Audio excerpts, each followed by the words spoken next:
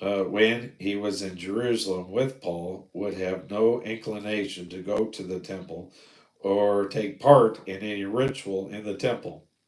That was not part of his background. Under grace, he could have, if he wanted to. I don't know why the Jews are being so bigoted and won't let him at least go into Solomon's court. They should have, they were commanded to evangelize the world, and they chose not to. I mean, even Prager knows that they were supposed to take the Pentateuch to the world. He says that, but they didn't, and they don't.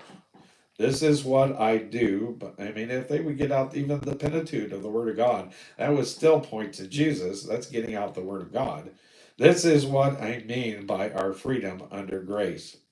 Of course, Paul knew that the vow he was taking had no bearing on his salvation.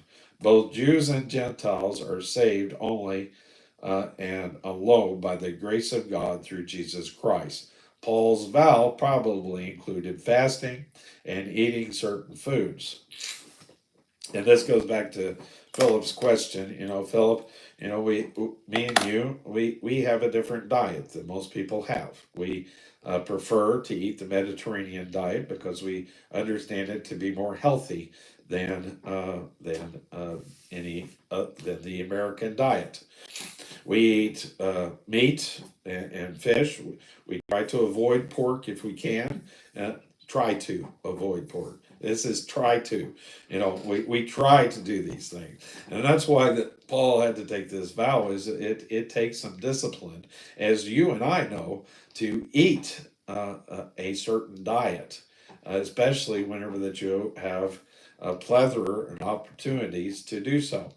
And for us to, me and you, to say, well, everybody else isn't saved because they're not doing the Mediterranean diet, that would be wrong. The Mediterranean diet is just something that we chose because we know that it's healthier for us as people. And so we don't try to force it on other people. Although, whenever we had the meeting for the Celebrate Recovery leadership team, we did agree that we should have healthy alternatives.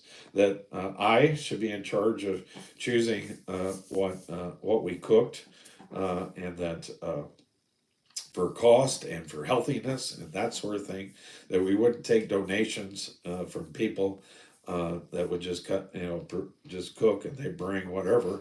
That we would control what that we gave. That we would start having drinks that were not sweetened, and that we would have desserts, fruits and a salad and those kind of things. We talked about the healthiness we wanted to have, but that has, but as you know, that has nothing to do with whether we're saved or not. If we were to maintain that diet, if we fall off the diet, we ate a hot dog.